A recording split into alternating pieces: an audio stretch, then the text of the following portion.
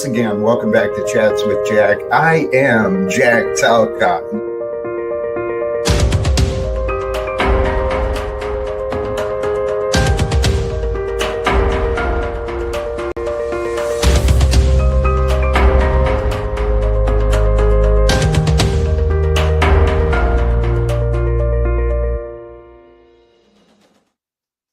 And greetings, blessings, salutations, and love once again. Welcome back to Chats with Jack. I am Jack Talcott, and I am just filled with excitement today. Seriously, happy Thursday.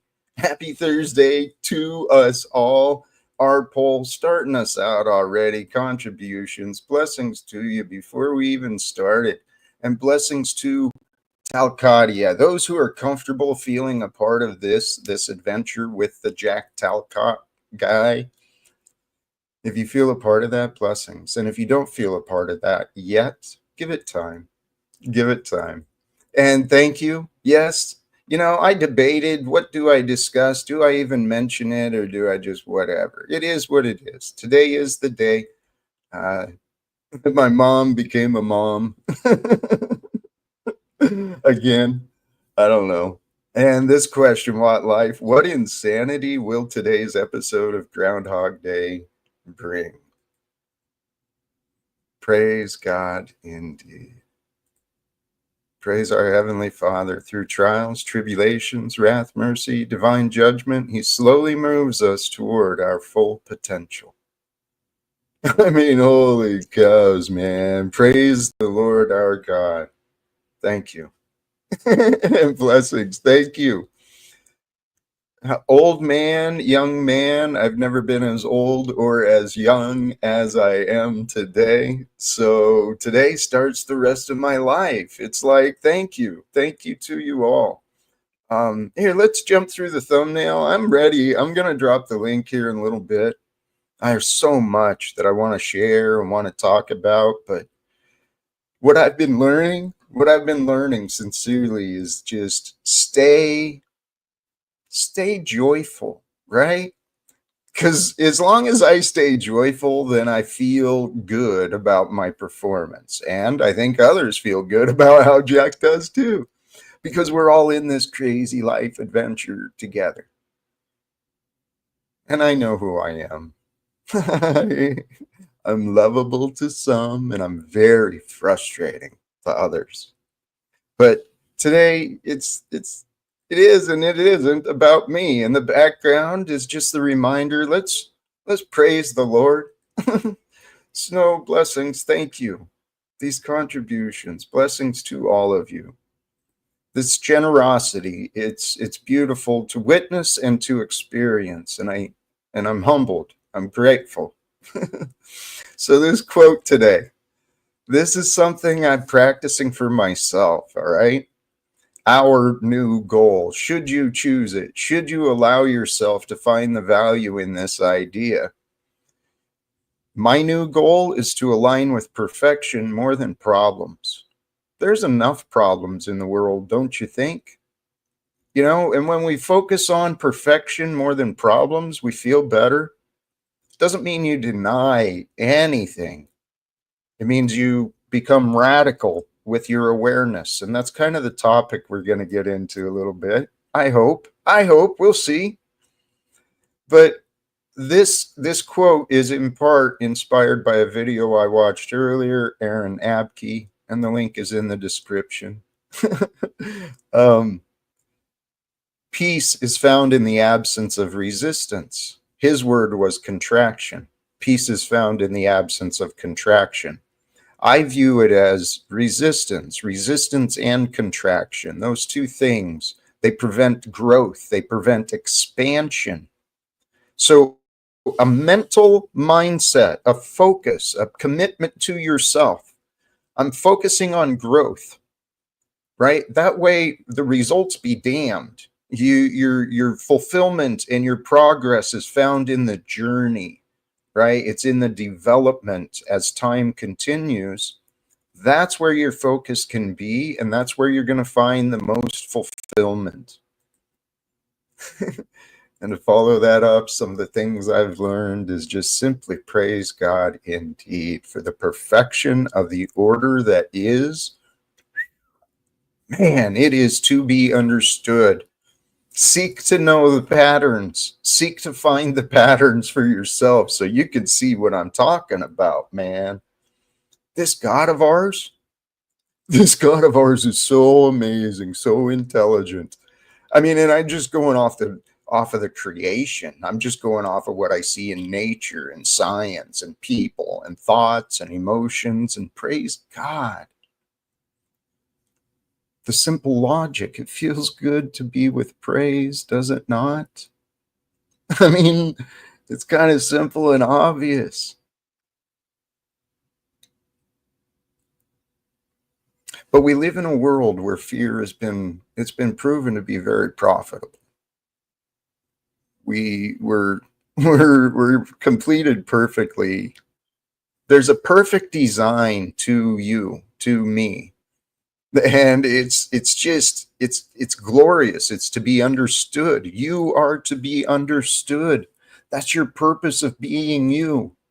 To discover who you are in the various experiences that you may or may not experience, right? That's all that life is. It's growth. It's a development. It's a forward progress. That's what matters. We live in a world of fear and oppression and punishment and wars because everyone's trapped in the past, man. Everyone's holding on to the old traditions. Oh, it's very important for me to fight against those Republicans. Oh, it's very important for me to fight against those libtards. I mean, what kind of stupid, idiotic games is America becoming, man? Look, I'm a result of this.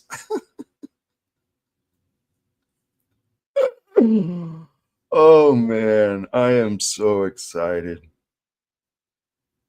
I am so excited and so grateful to be living this dream, this life with you. And I don't care if you're, I do care. I do care. Those of you who are here with me in the present and so often, God bless you. We are a part of something amazing. I don't know exactly what that means yet, but it feels pretty amazing already. I mean, life has become like this continuously unfolding mystery of miracles. That's my life. And I imagine if you shift your perspective just a little bit, you might see the same thing, or maybe you already do. And if you already see the miracle of life, breathe in, right? Extra appreciation to know that you have been truly graced and blessed as right. I'm sure I'm speaking to the choir if you know, man. Praise God. We are living as human beings here on earth at this time. We are living at such there's such unexplored, untapped potential of what humanity could become. We can completely rewrite the rules of what we will accept for ourselves and for each other. We can totally change how we live as families and communities. And there's a lot of different groups that are creating these different versions, right?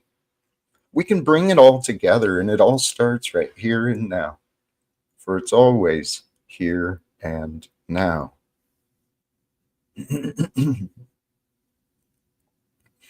My idea on radical awareness, some of the observations I found on ego and consciousness, that video from Aaron Abke.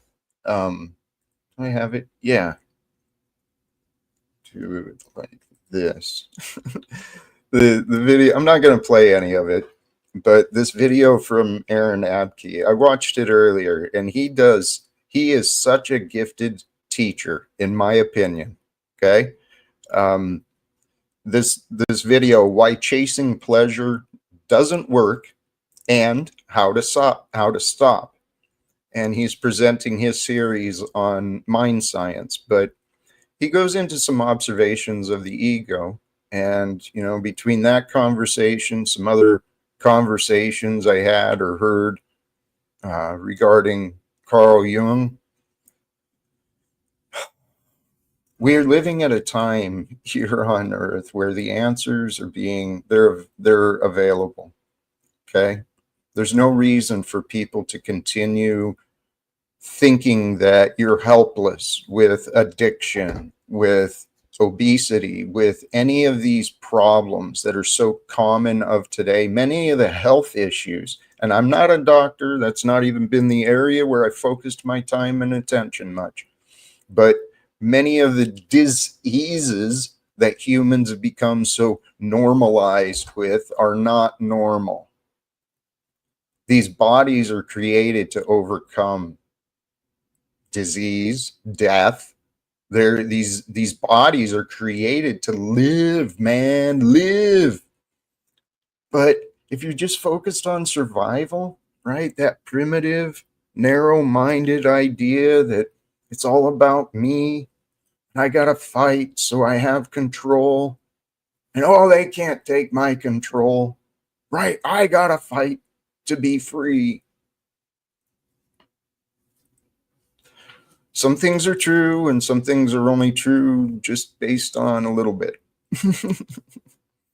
Radical awareness is something that I committed myself to. Radical renewal, radical change, right? I looked at Jack in the mirror back in early 2018. I said, that dude, what I'm seeing right there, not good enough. I mean, I had to start loving him a little more, to get him to be a little better. But beating myself up all my life, it didn't really accomplish much. What it did is it made me pretty miserable.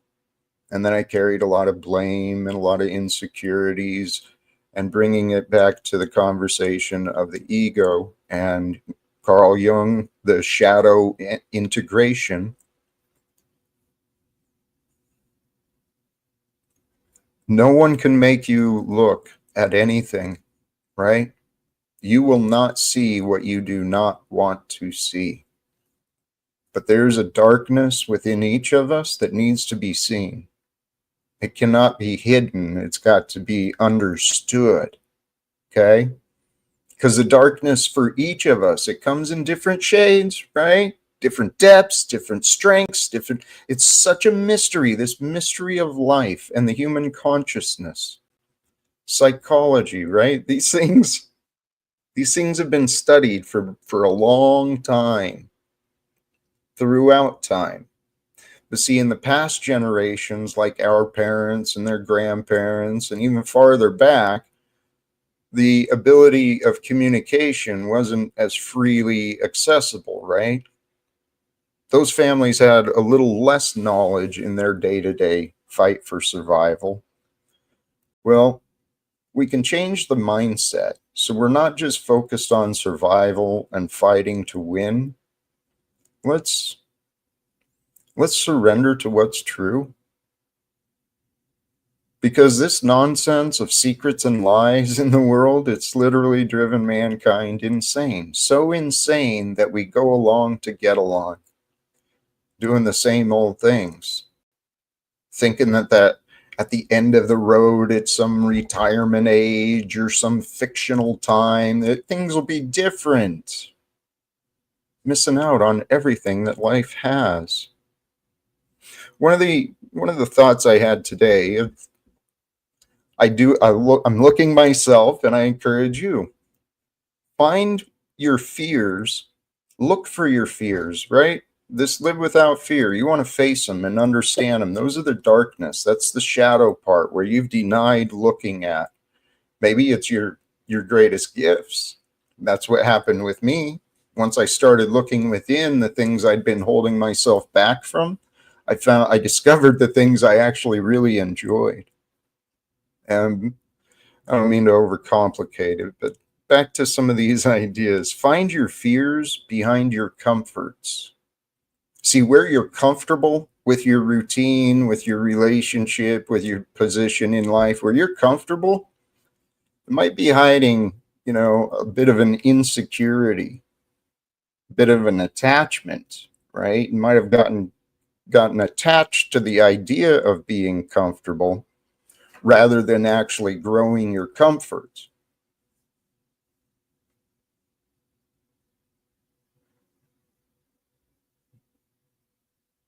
You know what? I got a bunch of notes, but I know a big part of this is how does Jack interact with people?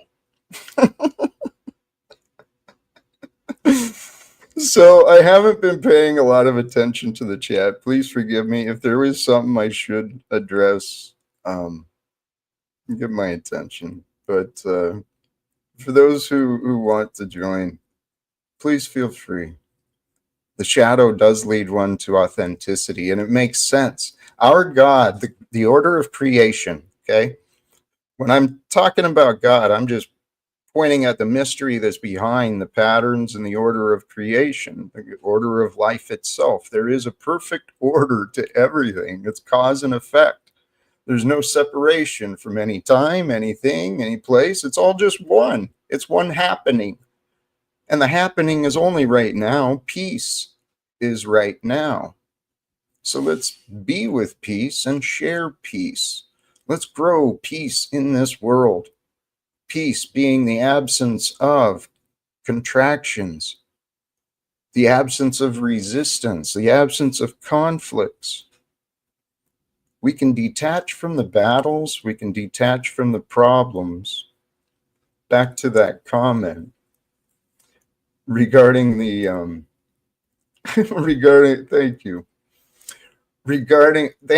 thank you. Forgive my stumble here, please. Thank you for recognizing, and I do hope to continue growing my my ability to communicate. And here, on hearing out the opposition, that is something that I'm growing in. Absolutely.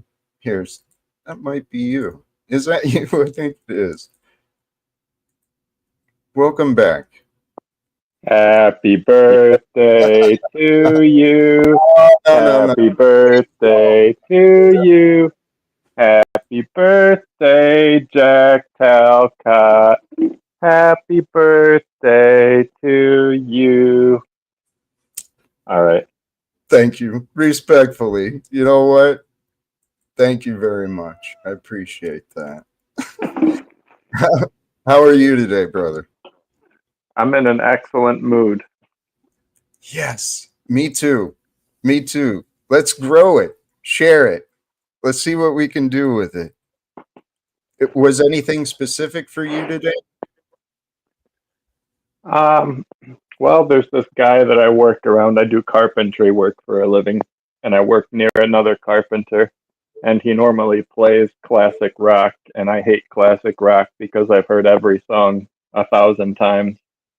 And today, for whatever reason, he decided to wear headphones. So I was able to listen to my Bible all day in peace. So, the small victories. And it's not a small victory, that's a victory. That's wonderful, man. It was great.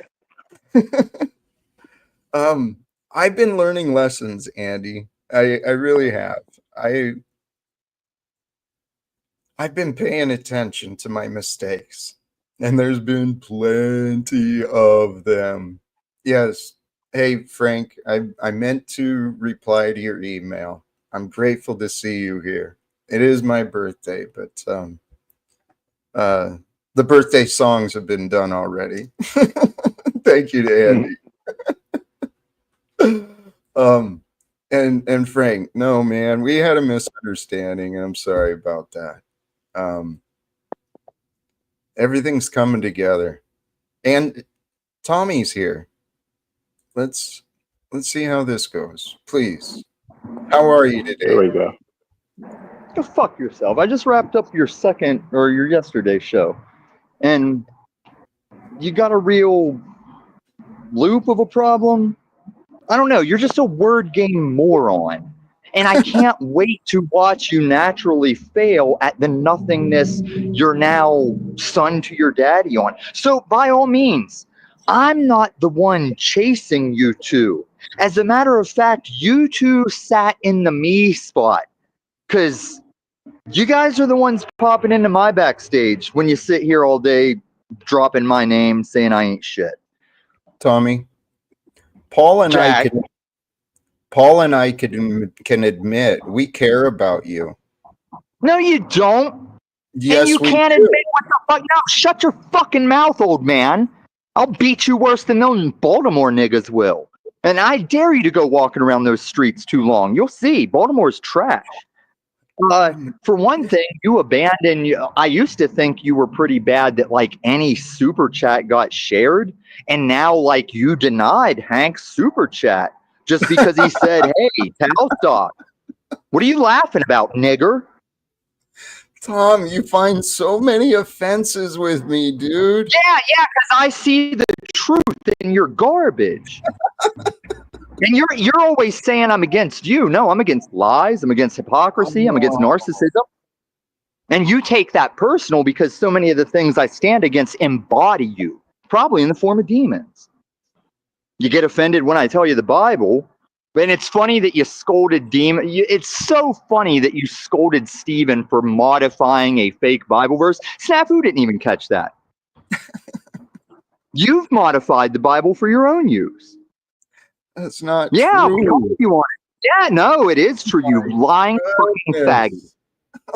Oh, you think okay, so this is what your daddy taught you. Because my old channel is gone, you think you can start denying that shit. Because you don't know how much my channel is gone. For all you know, my channel just needs to be reposted. How can I help? How can I help? Well, change your mind? okay, first things first. Every day you're over here saying I need help, and I don't get any clarification on that, faggot. And I don't mean that like faggot. I mean like you suck dicks, faggot. You don't deserve friends. You just said you can drop us all for a better opportunity and you want a third family? You're garbage, Jack. Tommy, and to think just end this life to burn in hell forever because there's no reaching you. Tommy, please. I've been listening. I've been patient. Pause. Here.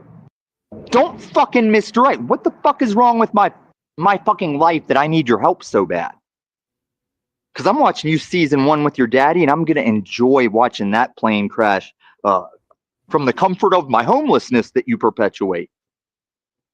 I'd like to just pause here. We were. No, I paused. It's all right. I paused as I said here. I gotcha. Now you have to answer the shit I said. Faggot, dick sucker. How the fuck do I need your help when you obviously there's no help for you? You're ready to go season 1, and the audience will love it. I'll love it. But Jack, I don't even know what to say. How fucking upside down you are. You're oblivious to your own upside downness. I'm not.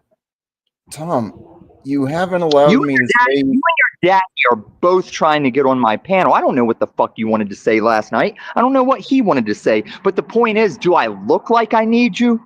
Do I look like I'm following you around? Or is Flow State the new me? Is Flow State and Hank the new Tom going to spend hours in your backstage if they choose not to hit leave? What are you doing? Because the only reason you backstage, like Paul was the one over talking Flow State and you backstage Flow State. Because I know how you are. You're sucking dicks. You're looking for the biggest coattails to ride. You've admitted that. Tom, there's no resolve with you when all you do is argue. There's no resolve when all you do is consistently stick to the things I'm telling you. And you think you can just language away from that. That's how I lead these people, Jack. I don't want to be a leader. I'm a fucking Sigma, bitch. I don't want the role. But yet I find these people saying, hey. Okay. I've had guests here in the back. And I've been patient. So that was ridiculous. Andy, you have thoughts? You did great, Jack. Tommy's upset. You held your composure. Good job. Hey, Tom. He left. I put him in the Oh. back and he left. But there's more. There's more. I didn't mean to keep anyone waiting. You're right. You know, Jack, just to remind you, a lot of YouTube works off algorithms. So when you bring these losers in here who can't get more than 10 live viewers, you're subjecting yourself to changing your algorithm to operate including them, right? Yeah. So you'll find yourself getting less and less. See, this is what the demons do, right? You think, and I don't know what you think, but I'm going on what you say. I'm not going to project what I believe about you. I'm taking your words. You say you want to help these people. They don't come here to be helped. They don't come here to co-create. They come here to take over and be seen and heard. They can't get any viewers on their own channels. You have a leg up here, right? We're not going to discuss where that came from, but you have a leg up here, right? So if you want you and your content to be kind of shared out with more notifications and browse features and more people within certain algorithms, you're probably going to have to leave these people where they're at, right? Yes. And for other reasons, you know. I know. No disagreements, man. It's really, and this is part of what I'm looking at too. How much of me tolerating this crap is it me being honest and trying to be virtuous and trying to help people, even if they're not asking for help, right? How much of it is that, and how much of it is me just same old patterns of self-sabotage? Well, I told you that, Jack, and I, you know, it's good that you're more willing, it seems nowadays, to question yourself and what you're doing, your beliefs. Because in the past, I've said that you got a little angry at me, but I know me, so I believe I know others to some extent, especially when it comes to this broadcasting thing. And when you go on every day, there's only so many things you can talk about, and you do wind up finding kind of a habit, right? Good, bad, or indifferent. So, yeah, I do think that part of it is just reflecting on my own experience is you're leaning on these other people to give you something, right? Some kind of content, some kind of time filler to some extent. Yeah, and that's not healthy. That's not productive either. Matter of fact, it's pretty damn foolish. Here's what I think, just based on what I do, and then you can take it or leave it. I think that something that would be more helpful for you, because you seem to be like me, where you really don't like preparing too much or having something formulated. But like when you get off here, right, you got from today till tomorrow, whatever you watch, whatever you listen to, make notes, you know, take a screenshot, write it down, put the tabs up top, right, on your screen, and then go from one thing to the next, right? If you find yourself monologuing and you're kind of like running out of gas, or you're not as inspired, go to the clip, right? Go to the other content creator. Let them inspire you, right? So then there's a back and forth process. You know what I'm saying? Like if you cut to a clip, this is about mind science, this, that, and the third, it inspires you. It gets you refocused on what you're passionate about. And then you can do more talking from that perspective, right? Yes. I could do a lot more with clips and stuff, and I just haven't. I mean, I think the most I do is I put a link in the description, you know? But yeah, I could, there's a lot of things. There is a lot of ways I can adjust and improve this. So, this has been a learning experience, sincerely. And I've learned a lot from my mistakes. I mean, this is something I got to accept the truth. I have learned so many ways to not succeed that, you know, it's time. It's time for some successes with me. And I feel the shift, man. Today, everything's coming together. What I've realized, Paul, I made the same mistake with you. I tried too hard, right? And this is what I realized. That's kind of what the video Aaron talks about too, is the ego. That ego that's seeking seeking the pleasure is actually in the way of the joy and the peace. So being able to overcome that, that the one that tries, the ego creates all the problems that it seeks to solve. And so if we recognize that we can stop finding the problems, and this is kind of in line with the idea in the thumbnail too, aligning more with the perfection, the solution. What is the best of the best that's available? When you break it down to the here and now, this is all we got, man. Just here and now. Yeah, I mean, I think you just have to establish and then hold to whatever it is that you want or believe that you need, whether it's completely on the broadcast or just in the moment, you know? So, like I said, man, if you put those clips up, you had the Don Lemon thing going, you know, you can branch off that, right? You can cover protests. There's a lot of different things that you can focus on a shallow level that can then be a path to a bunch of deeper things if you set yourself up in that position to win, right? Is the best way I could put it. You got to kind of set yourself up to be successful at whatever you're doing, kind of knowing what's going to come about. Is that me cutting out or is that you? It might have been me. I was moving a couple things.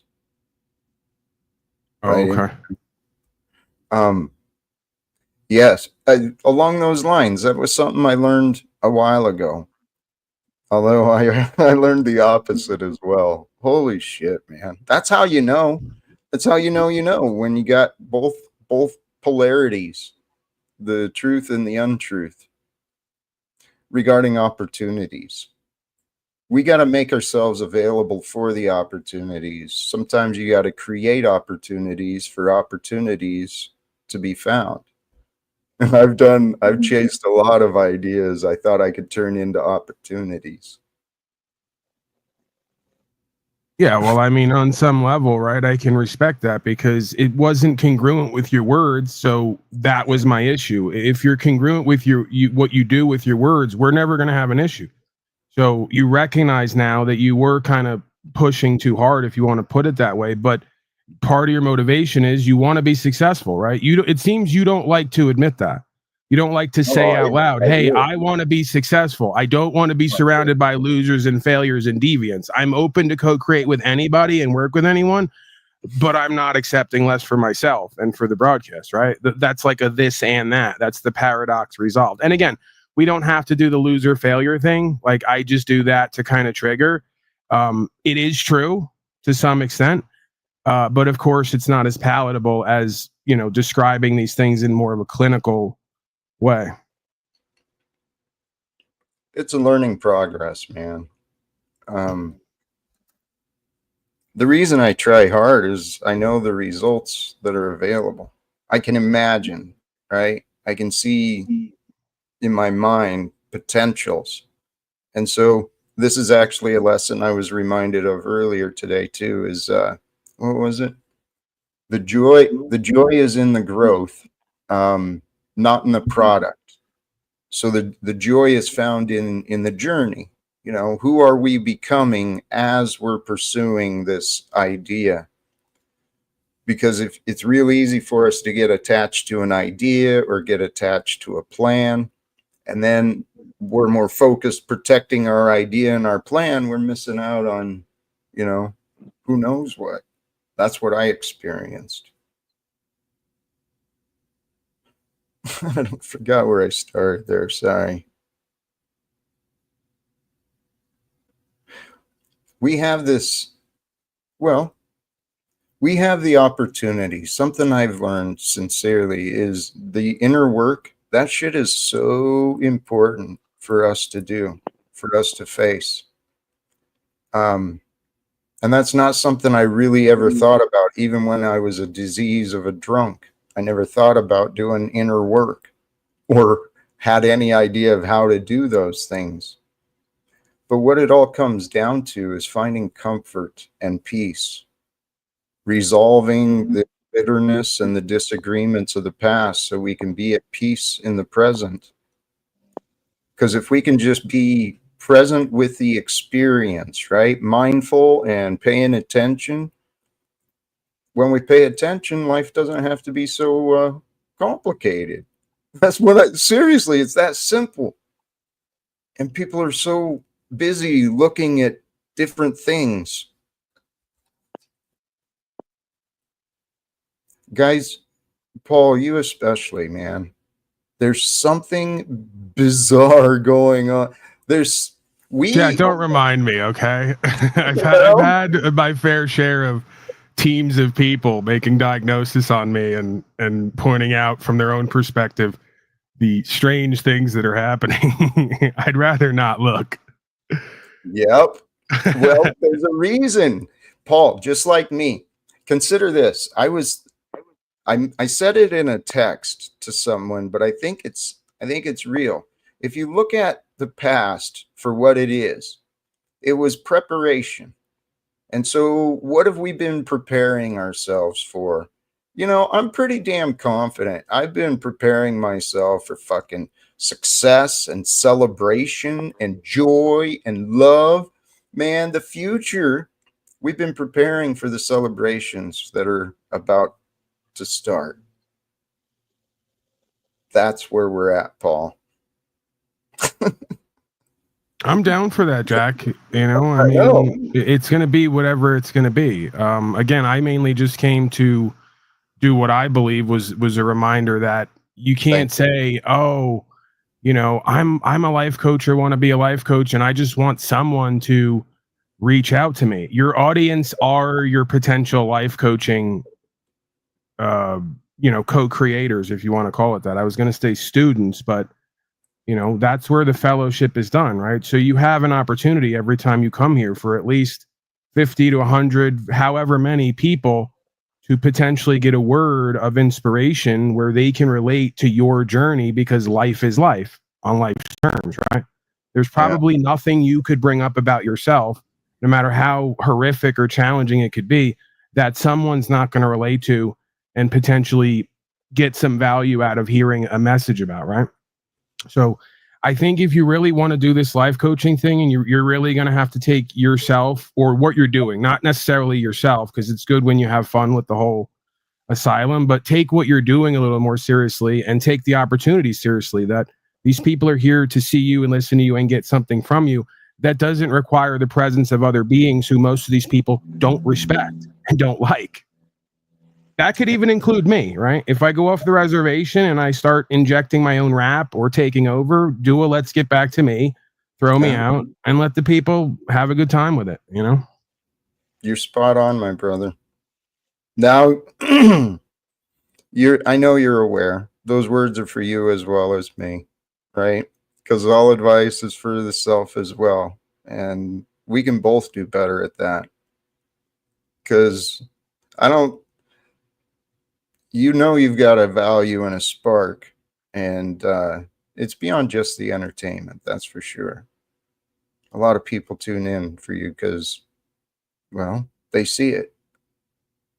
Yeah, I do the entertainment for me mostly. I enjoy making people laugh. I always have, right? I'm a boring clown, but I kind of do that mostly for me, because when I'm serious and focused, and you can argue this is the same kind of thing, it might be a self-sabotage. When I'm focused and serious and I'm in my alignment, right, and I'm passionate and all the rest of it, you know, sometimes I need a reprieve from that, right, to just kind of be free and keep it light, you know, and like you say, have fun, right? It's not all about the mission all the time and getting a result and being productive and producing something, you know. Sometimes it's just, hey, I want to kick it around, you know, have a good time, make myself and other people laugh, and push the boundaries, you know, of what's acceptable or appropriate, right?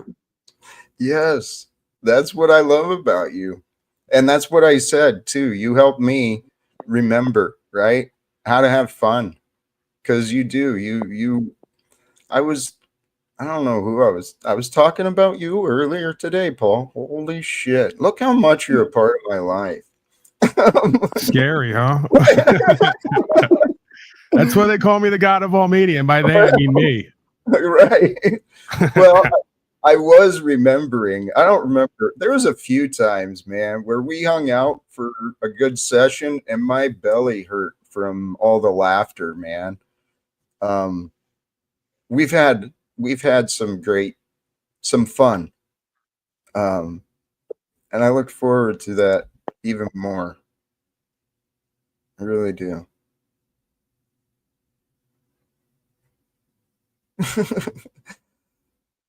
Here, we've got another guest, and we use the term guest loosely here. I'm guessing.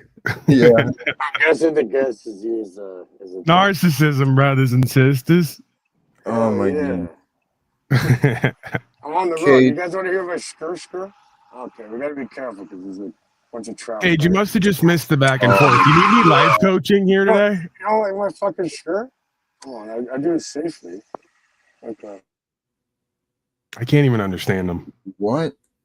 Damn. I thought I heard tires squealing there or something for a moment, right when I was putting him in the back. That's why I brought him back. But you were hoping he finally decided to lay down in traffic. No, not today, Jack. It's not your lucky day. Yeah, I think he missed the earlier conversation. Clearly. And it was another test for me. Not tonight, Cage. That's the answer I came up with. Let's see. What else did I have? Ooh. Hey, can I add something, Jack? Would you please go ahead? Just real quick. I just wanted to say to Paul, your advice for Jack is awesome. I agreed with every single word that you said. I also wanted to say to you, Paul, every time I hear you speak, I'm impressed with how mature you are and how wise you are. And you seem to always be an outstanding guy and a gentleman for the most part. And you seem to genuinely care about people and go out of your way to be a helper. But I see you getting hate all the time from people, and I just can't help but to wonder what the hell is going on. Oh, yeah. You know what it is? You got to watch more of me, right? What you just said is only like half the story at best. So keep watching and you'll get more of the holistic experience that is me, and you'll get more of some insight into why certain people don't really like me too much. You know, I'm not as savory at times as I could be, or sweet. And that's the thing, you know this, man. No, you're perfect. But yeah, a little rough around the edges. But Andy's observations are right. You do have a maturity and a perspective that shows a depth of wisdom that a lot of others they haven't found yet.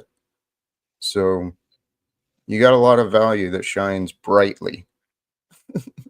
It's the other stuff that makes it challenging, but it's all perfect because it's who you are. I love you guys, man. Right? You know, I mean, this is what I found. It's just easier just to be, right? Good, bad, ugly. It is what it is. We don't have to fight all the time. We can just chill out and breathe.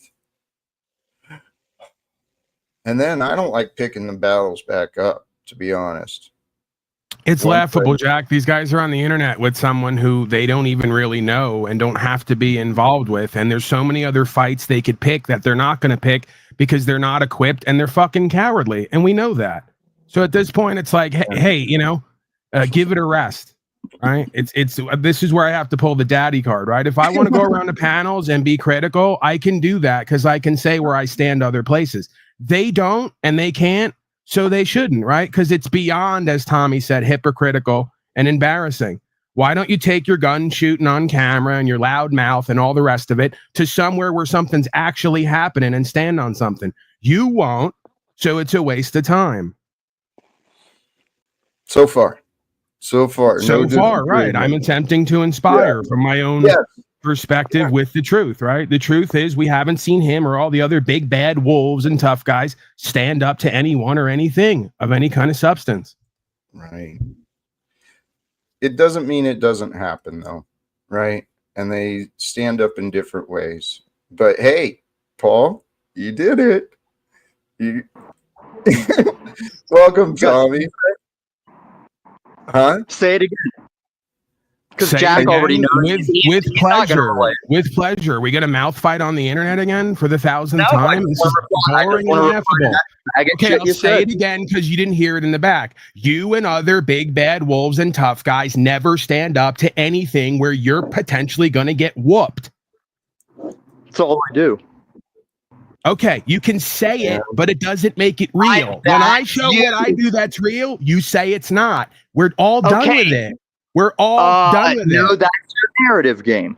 Now, when you sound effeminate, when you say we're done with it, I'm not interested how effeminate I sound. I'm the gayest thing on planet Earth. I'm not interested. I'm the I'm gayest only thing. interested in your ass. Shut up for a second. I came up to reply to you, and you won't shut up. I'm the gayest thing on Jack, planet Earth. It doesn't. He shuts He up. still You know, you're can't not gonna figure out how to do a broadcast. It's why he can't get more than 15 people. It's not about broadcast, nigger. Please You're a let him white get it. fucking nigger, and you can't shut your fucking mouth. And if we were in a room together, you'd shut your mouth. You were an And hour can from you- me. You were an hour from me. I saved me and my black ass friends because I'm always talking. I didn't even have to pull the trigger, but I would have. He's gonna and I knew filibuster. I would. This is his false strength presentment, right? This is where we're supposed to believe he's big, bad, and No, tough. did you say you know? Did you just say you know, Jack? You were an hour from me, Jack, and you what didn't were show Jack, up what were like you so doing many like- others. what were We're you not doing like interested in panel the like sharp that? and tough. I'm not interested in talking to your fat boy friend, Jack. What were you doing on my panel last night? Or trying to get on my panel? Why were you there? I was attempting to communicate with you. Okay, you do not communicate. Just like you're backing your fat ass daddy right now, not realizing he's the one interrupting. He's the one dropping my name when I. No, this time I interrupted. I'm sorry to do that. I mean, this is just. There's a way to communicate with Tommy, but it's not going to be the arguing.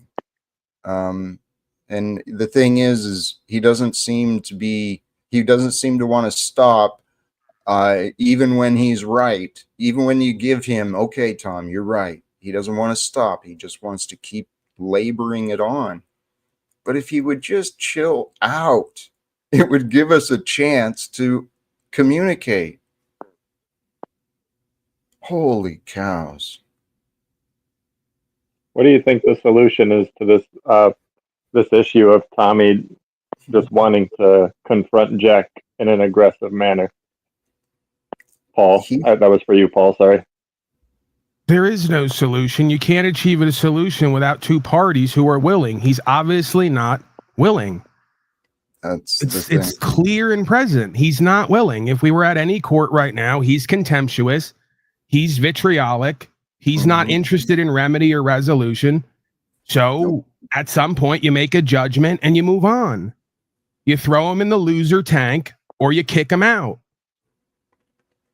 That is the truth. The only one who can end his battles with me are him. He's the one who started them.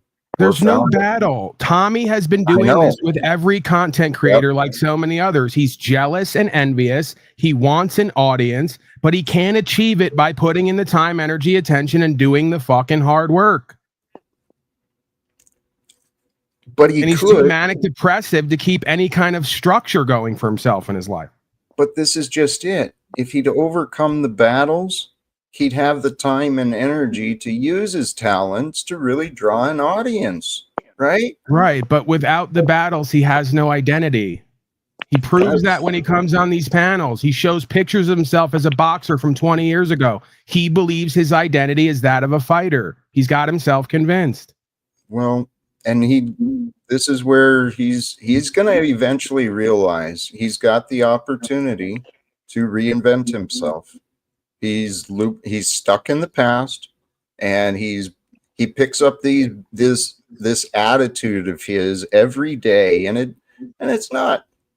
It is what it is, man. And again, But- in his mind, he tries to bash on Slow State and everyone else, but he does all the same activities and more. In his mind today, he won again because he got up here, he got in front of everybody. He gets to start his paddle after this, and then piggyback off of whatever interaction he forced and believes he created. All it is, it's an endless loop of look at me, come over here, I'm streaming about them. He doesn't want it to end, because if it ends, once again, he will have no identity and nothing to present. There's no content there. But that's not true. That is what he's telling himself, but it's not true. He'd still have everything that he has now. He would just be without his limiting beliefs and his attitude problem. He can change. Everyone can. And here's what I see, my opinion of what he's doing, similar to what I used to do. It's self-sabotage. He's making his life more difficult than it has to be. It's what we all do. It's what we were taught.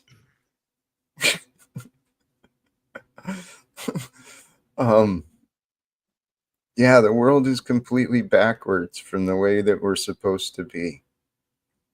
And so I don't blame Tom. He's trying to get attention, but my opinion, it's the little kid inside of him.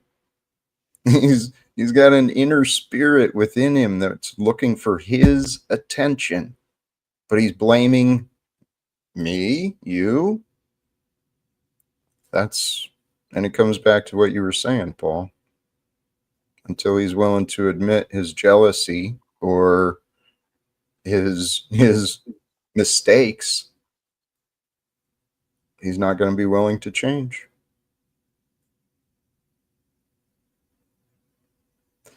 But that shit gets old, man.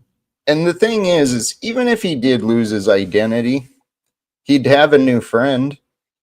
Because I could be his friend. He doesn't really want friends, Jack. No. With friends comes accountability, responsibility, and certain expectations. That's not Tommy. You're right. That's the thing, too, I realized. Most of us probably haven't had real healthy relationships, even friendships. The people I thought were friends, well, they threw me away. Obviously, they had no loyalty, right? So that means they were just enablers. So we have a world the way that it is, where people are enabled in their disagreements. Which, no offense, Paul, but that's what I saw you and your dad doing. It's been a long time, not to bring that up, but disagreements can only be enabled, right? I'm an open book with it, Jack. If you want to talk about that, we could talk about that. But, ultimately, I'm not here to enable disagreements, but I'm not going to ignore them either. Disagreements exist for a reason at times, if they're not just kind of, misdirected and sort of arbitrary, right? But, again, when someone's lying on you and attempting to cause you loss, injury, or harm, or play power games with you, are you supposed to ignore that and let it continue and not set a boundary and say, listen, I could have love for you or want to love with you, but you're not love able because this is what you think love is, and it's not? So unless you're willing to conform to an objective standard of lovability, I can't have you in my life in any capacity beyond a certain point, because it's dysfunctional, right? It can be, but on itself, I don't know that it would necessarily be dysfunctional, but it could be. The thing I'm wondering, you're not much for compromise, are you? I'm assuming. In certain instances, sure, no problem. In other instances, maybe not so much, right? Yes. There's certain kind of non-negotiables I have, and even though I have those non-negotiables, I still expect people to disappoint me. That's the nature of life and existence to some extent, right? But I'm not going to throw away those non-negotiables, which are part of a core value system that make my and other people's lives better if we let it be, because other people are too lazy or undisciplined or unwilling to achieve that standard, even though it's to their own benefit. Based on their own life and their outcome, it's obvious it's to their own benefit, right? I'm not the only person in my father's life who's given him this rap. Literally every person he's interacted with has given him this rap. Every single person. It's not a coincidence, Jack. Well, and it doesn't change, right? So the practice I'd recommend you consider is some sort of acceptance, right? Because yes, things are not the way we want, but there can be an acceptance without, like, you know, approving of it. Just accepting that, okay, well, it comes back to what is important. I can accept it, but I don't have to tolerate it, right? Am I wrong on that? I can accept that people are going to lie, cheat, steal, play power games, use me, abuse me, but I don't have to tolerate it. I'm not self-sadistic and masochistic. If I was, I'd go back on heroin and make myself a pincushion all day, every day. No, yes, no. There's lines we've got to realize, yes. And there needs to be, should you tolerate it? How much should you tolerate that? I mean, those are questions, absolutely. What are we willing to accept? What are we willing to Here's another aspect of it, Jack. I can even accept it or tolerate it knowing that mistakes happen. Are you going to be accountable and responsible after the fact? Are you going to recognize, hey, I did this, I said this, it was wrong, it's not right, shouldn't have done it, you know, and we move forward, and I'm going to change that behavior. Without an acknowledgement of a wrongdoing that's done or a loss, injury, or harm that's caused, we can't achieve accountability, resolution, and responsibility to move forward in trust and safety and faith, right? How can I feel safe and trusting with someone who won't acknowledge where they've fallen short, even though it's obvious right in front of everyone's face over and over again? Oh shit. Are you talking about your father, Paul? Well, yeah, Jack was talking about my father, and I'm obliging him. I'm humoring him. Maybe this is a silly question, but have you expressed what you just said to your father about how... Absolutely.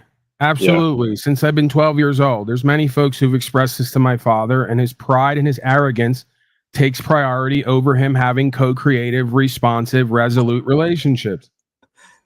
And that's where you two are kind of similar, my friend. You're probably right. Yeah. On some level, the apple doesn't fall far from the tree. No. And the difference is, on some level, is I have some level of redeemable results or understanding. He doesn't even have that. So, I mean, if you're going to claim I'm an egotist and a narcissist, I at least have some good works from a position of good faith that bring resolution to all of our lives if we let it be. I don't claim to be a perfected best lover on the planet. Far from it, right? But again, when you have someone who can achieve a relationship from the feeling perspective and can achieve a purposeful, meaningful, valuable life from a faith-based perspective, what exactly is the value of co-creating with this being? I can't discover it. Well, that may be true. And there may be nothing there, but it could be just not seeing it a different way. What you described is what I've been calling, you were describing his behavior, and what I was hearing is what I call denial, right? In denial about the facts, and that denial is what perpetuates disagreements. I mean, that's what I heard from you. That's exactly what happens. So how do we deal with that? That's the next part. We can't deal with it. We can't choose a solution for somebody else. If anything, there has to be a surrendering in faith. Hey, I'd like it to be this. I'm open to it being that. I'm going to learn about me from what I've seen with you and make myself better. The same process available for you. If you don't want to take it, well, then here we are. You'll always get what you've always got using the same thinking and feeling and acting process. Again, you can tell what somebody really wants by what they do, right? If my father really wanted me in his life in a successful capacity, in a co-creative, loving, caring capacity, he would have taken me up on my offer to go to group therapy. He won't do it. He won't do it because he's scared he's going to go there and answer questions and have it revealed to him that he's fucking inferior. So it's more important to retain a false position of power and status that he gets to set for himself than to actually do the challenging work to grow and do and be and have better, right? that's disappointing, because you had a solution, you were prepared, and no cooperation. That's frustrating, and that sucks. But don't give up, right? There's always another way. And you know, the unfortunate thing is, I don't know who's right or wrong between the two of you, and I'm not suggesting that I could know, but I know that he's missing out, and you might be missing out, because I've spent time with you, and you're fucking fun to be around. And if I'm serious, I don't know what I would be if I was in his shoes with you, your arrogance and your knowledge. I don't know how I would be, but I also don't know what he's been learning either. What I do know, brother, is that sometimes we got to decide what is more important. And love, while your dad may not have understood it properly or, in healthy ways, as long as you guys don't give up on each other, you always have each other, right? I mean, like I said, I haven't given up completely. I've just kind of created a boundary for myself to kind of stay to myself and be at peace and live the best that I can live, and not continue to do the loop, engage in the loop to nowhere. Good for you. It's been a while since I've spoke to him, but again, Jack, even that, right? If we're able to analyze this from a clinical perspective, the N word gets thrown around these places a lot, right? Narcissist is what I'm meaning. Yeah. I'm not saying anybody's clinically narcissistic, but there's aspects of that. And even just coming over here and sitting over here was an attempt at power games and manipulation. He didn't come here because he wanted to be here and do fellowship and sit with the people over here. He came over here to get under my skin, because he recognized at that point that he could do that. That's how he could do that, right? It was probably a little of both. He hasn't been back since, Jack. Right. That's what you want it to be. But unfortunately, what I'm revealing to you is my father is a user and abuser. He is giving at times because that allows him to then seem a certain way, right? Oh, I'm very giving with my money, because that's his primary value system. That's his primary power system. That's where he derives value and power exclusively, is through money. So he is giving at times financially, which allows him to enjoy the perspective of being a generous person, but he's not generous when it comes to true love, which the first word is truth. Okay.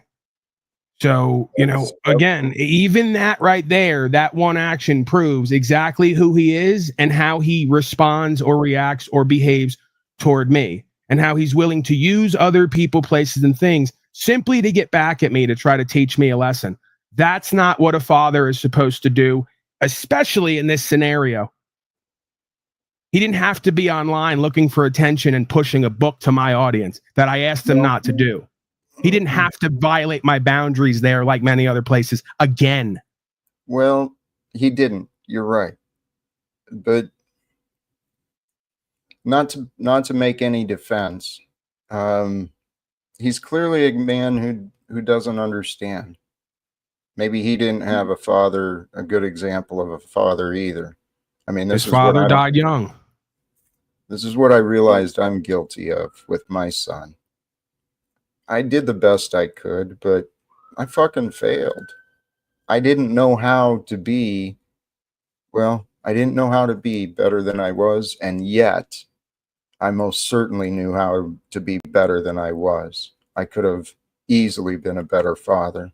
I could have easily addressed my drinking sooner, right?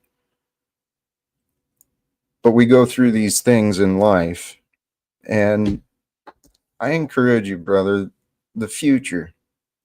If you can just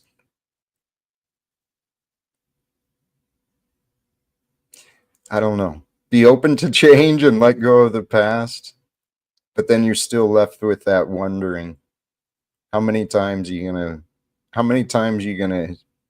be dishonest? How many times you gonna let me down? How many times you gonna hurt me?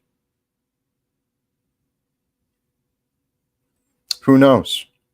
But Paul, seriously, we are a part of some story that I'm telling you, I think it's very possible that we be like amongst the named.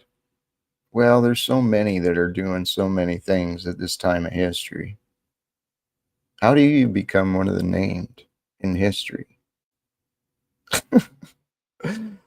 Hey, modern men lost again. Is that Landry? How you doing, my friend? I'm doing great. How are you doing today?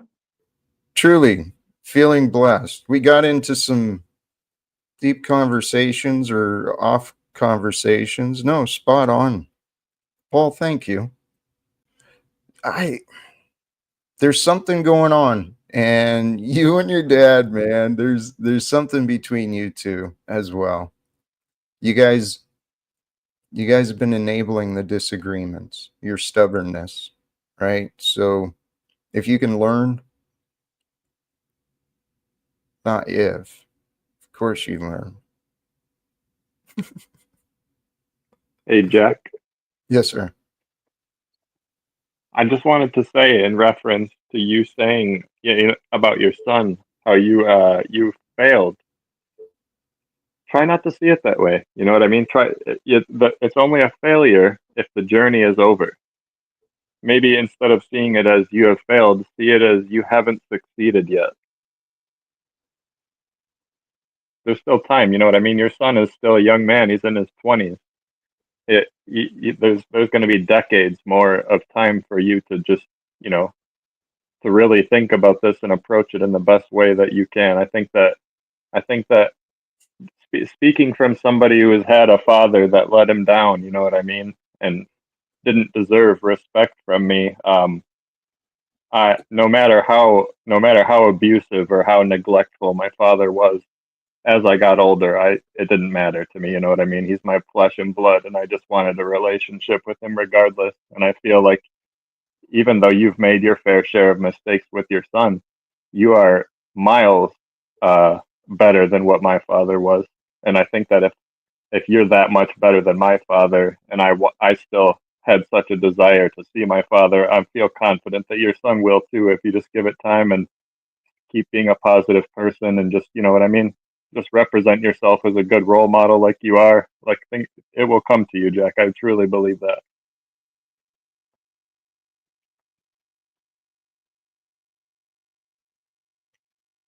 I know your words were intended to be encouraging, but you went off on a tangent after disagreeing with my words. See, I don't deny the facts. The facts are I'm a failure. I failed as a father. My son, 22 years old, who's apparently a father now himself, my son couldn't even bother to fucking call me today. What kind of father is that?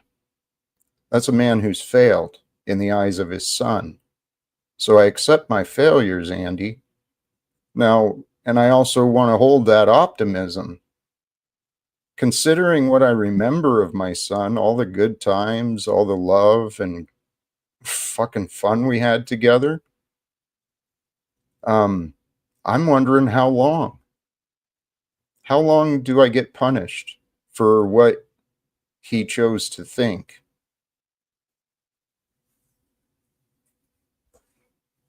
It's been over 7 years now. Yeah, I so many questions are racing through my head, but there's just so much I don't know about you and your son. I don't know. Maybe I'm just an overly optimistic person, but I do feel like that there's an unbreakable connection between a father and a son. That you know what I mean. That me personally, I feel like that fire cannot be extinguished, and it will just continue to grow in him. And you know what I mean. He'll wonder about your childhood and your upbringing and his ancestry and things like this, and he'll want to know you. Just if he's anything like me, maybe not. I mean, maybe I'm speaking out of turn here, but I genuinely do feel like that, given enough time, and you just continuing to represent yourself as somebody that's on the path to righteousness and positivity, that can't be denied forever. Yep. I think that there's some things that can be broken. Honestly, I'm not sure that that's true. That there's such thing as a, just because it's father and son, and not in your case specifically, but just I know in many cases that's a bond that's broken. I think any relationship can be broken if it's severed for long enough. Yeah, you might be right about that. I guess I didn't really think. I'm sure there are circumstances where people just never want to see their father again. But I don't. From what I know about Jack, I don't think that Jack deserves that. You know what I mean? Jack hasn't done anything that would deserve eternal exile from his son. And that's a big part of why I think that it will fizzle out eventually. Like I said, I think that what you're doing is you're doing the right thing. You know what I mean? You are every day you're pushing to live your life a better way and to bring yourself closer to what you see as a higher power, and you're connecting with people on a positive way. You're building your conversation skills. You're building your engagement skills. You're becoming a motivated person. You're reaching goals that people didn't think were possible for you. And like I said, these things can't be denied forever. I agree. That's actually where I meant earlier when I said the observation for me. The past was preparation. And I'm confident the past has been preparing me for celebrations because I've been put through the ringers. I know what I've fucking done. I know what I didn't do. I know what I've been accused of. And I know I'm not guilty of the way I've been characterized and misrepresented by a lot of people. Do you have more than one child, or is it just the one son? I raised one child. Okay. There's one child that was raised with me. And then there's another part of another life I lived where there may be another child that I've not yet met that I've tried reaching out to. But you were born today. I just figured that out like 30 minutes before that I jumped on. I would have told you happy birthday. I'm sorry, man. Yeah, thank you. No worries. Yeah, it is what it is. The past has been preparation for what? It brought us all to today. And I know the inner work I've done. I know that there's plenty of evidence that shows my consistency, my devotion, and my growth. There's plenty of evidence of my mistakes and my accusers, but there's also plenty of evidence of my successes. And this is where I think I'm saying this humbly, but I believe God is using me, and that eventually people will see what's going on here. And this live without fear, seriously, a world of human beings they're not worried about taxes, debts, paying for groceries, paying for mortgage. They're not distracted by irrelevant politics and just media nonsense, where we've got human beings who actually love living. They love living because they live with the truth. They get to live freely without registrations and licenses and debts and oppression, where we stop giving so much power to these costumed authorities. It's all pretend, make-believe nonsense. So when we stop giving power to evil and fear, I'm pretty sure that's the message of the Spirit, right? We align with the Spirit to escape the ego. And the Spirit is always with us. We've always got this spirit of courage, spirit of strength, but it is directly linked to the truth, to the spirit of truth. And so those who are not willing to be honest They get comfortable in their lies. And Paul, that's what you've been facing. And maybe you've picked some up yourself too. I don't know. I'm not going to say you're perfect by any stretch. But people that are afraid will be dishonest. And many people who deal with addictions, that's directly related to our willingness to be dishonest. And our willingness to be dishonest carries our trauma and our unresolved pasts. But this thought just occurred to me, right? Honest answers are always best. And can you let go of the past?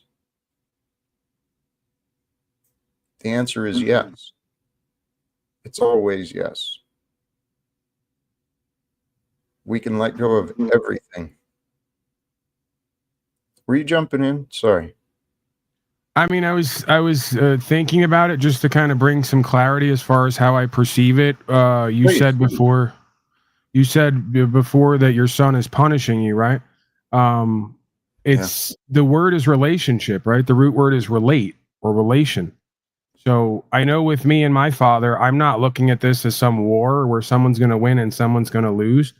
I'm looking at it as a relationship, and we don't feel close to people or feel safe with people or trusting of people who we can't relate to, you know? So in my case, I think my father sort of getting on the track of going to ministry and getting this idea of God and trust and equity and faith and all the rest of it. I think that's the process that's going to bring everybody to a closer position of being able to relate not only to God, but to the truth, and then therefore each other. So again, I leave it open.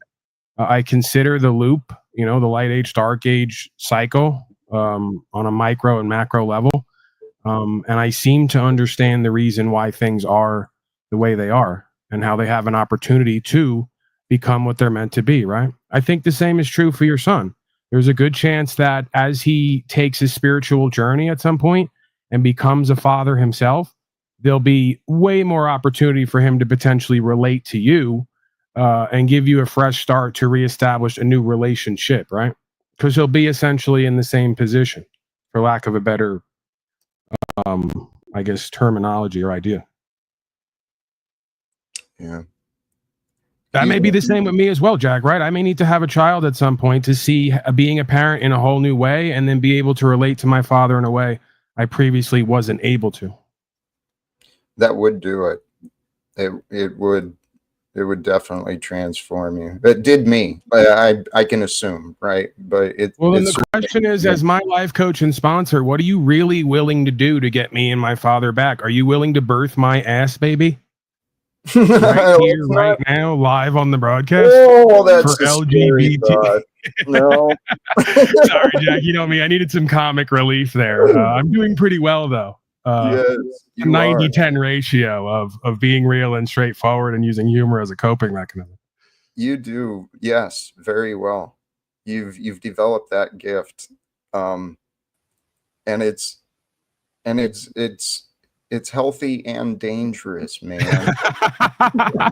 Jack, I will not allow you for the idea of LGBTQ rights to say having an ass baby is dangerous. It is lovely. It is everything based on love.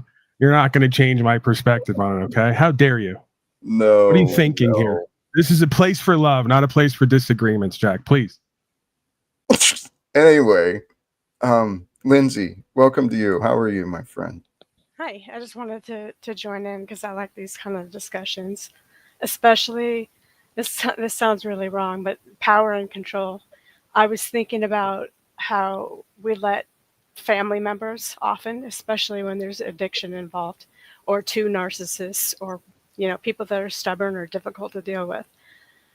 Power and control, or some semblance of at least, to the individual is extremely important in a chaotic situation. Yes. And in a relationship that is kind of toxic. And when you feel like you don't have any, you in general feel like you're out of control, you failed, such and such, this and that. But in order to be in my opinion, in order to be effective in life, as effective as you can be, and now focused and forward focused and present, why let somebody have so much control and power over you that everything they say and do is a complete stopper to your success or your happiness? Imagine if we all took everything that people said, all the insults that people said to us here, seriously, to heart, absolutely believed all of them. Hey, some of them are true, right? But I doubt all of them. As grotesque and ugly and stupid as they are, imagine that amount of control being put over you every day. How unhealthy. What this is like a completely exogenous sense of influence on a person. And shouldn't we have our sense, our locus of control inside? And even though these people, like Paul's dad, or your son, or Andy's dad, or my dad, seem to have a lot of control over us at some point, being that they make us upset, we're stuck in that turmoil of how do we fix this kind of thing. It's taking over our power and control that we do have. It does, until it's faced. And that really is that shadow work, going in to see where have we given our power away. We do it so easily. It is, yes. Well, and it makes sense too, because if we can shift responsibility, it's someone else's problem that I feel this way. Well, we don't have to deal with it, right? But in the end, life is unfair. People are unfair. Our parents, I don't know anyone's, you know what? I complained a lot about my childhood, but compared to some of the others, man, I truly was. I've been blessed my whole life. I just didn't realize how good I'd had it. Our parents didn't know what we are able to know today. And families are tough because we've got this blood connection. There's an energetic history of, through the good and the bad. We have memories together. And I think that familiarity, we get attached to those relationships. The ideas of them.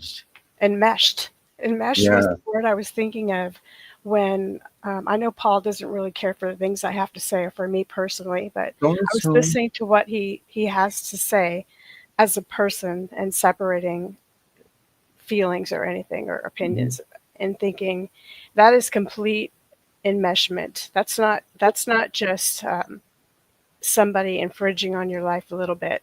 That's,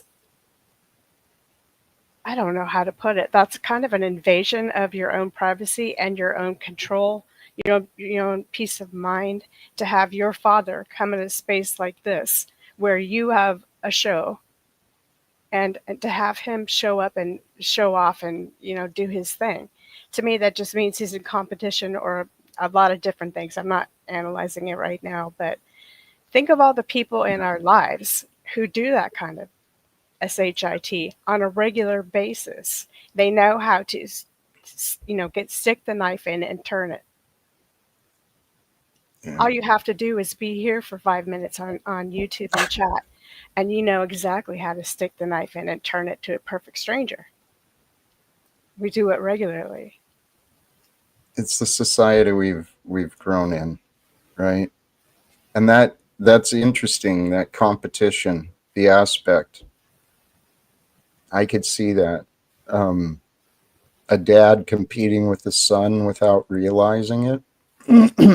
or living through the son without realizing it. And it's an unhealthy attachment, creates an unhealthy relationship. And a child growing up doesn't know what a healthy relationship is, right? We don't know who we are. We don't know what's going on. We know or what how to deal with what's going on. Or that it's even abnormal. That too. people grow up with some things that they think are normal, and it's like, holy cows, man. But this is the world we live in, right? And we're living at this time where it's becoming more common. More and more people are looking at their patterns of behavior. There's an increase in consciousness. We're growing in awareness. I really believe that the world is poised for something amazing. And when we learn these lessons, each of us individually, we're all on our own path, but there's so many signs that tell me we are the generation to break those cycles, right? To break the patterns of abuse, the patterns of poverty, the patterns of addictions. We are here to break those things. I mean, everyone here, men and women on this panel, we've all been doing inner work. I know this. That's why we're here.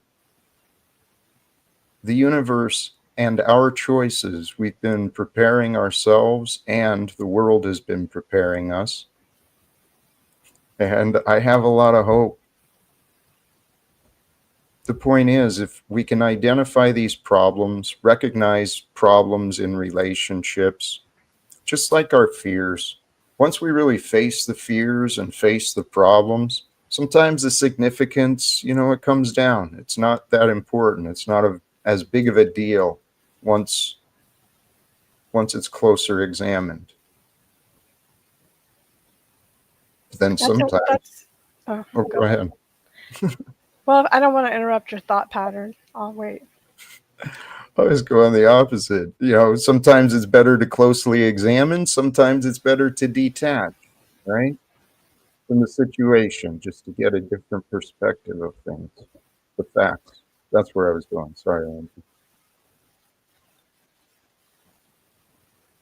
The thing I like about abuse, and I know that's a funny kind of oxymoronic thing to say, is that it's a challenge. And abuse can be many things. It can be just an interpersonal relationship or a familial relationship that sucks or it isn't as good as you'd like it to be.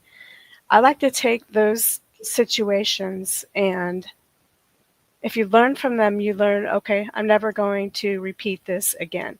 Like if I had kids, I am not going to be that alcoholic parent or whatever it is if you got physically abused or whatever it is. Mm-hmm. Don't repeat the patterns of abuse. And when I do catch myself doing that, like being mean to people on here, and just someone pisses me off and I go back, I say really mean and rude things, and then I think that's not really how I want to be. But anyway, talk about taking back your own control.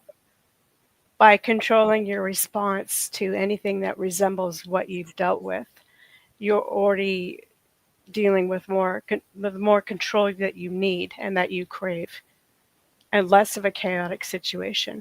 So it's a win-win. If I heard you right, by taking charge when we face those patterns and those triggers, by doing that and interrupting it, it gives us greater strength outside of the chaos. Is that what you were getting? Well, you take control of it by not repeating it.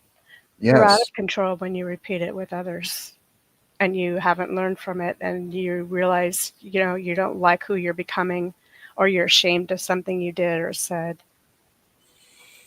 That was me.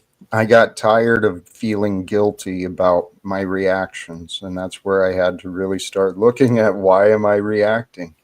And it comes down to developing this maturity. I mean, just simply accepting the facts. We can either have self-control or we can be controlled. And if we're not careful, right, if we're not paying close attention, we can our vision can get clouded, right? Yeah, it does color everything you see too. It makes you want to be the a-hole who was an a-hole to you in the first place. Yeah. I think Andy, talking to Andy just a little bit a few days ago, week ago or something, I think he took control by separating himself from the people that were abusive. And I'm thinking about Paul, because we're best friends. And I wonder how Paul can exact more control out of this situation.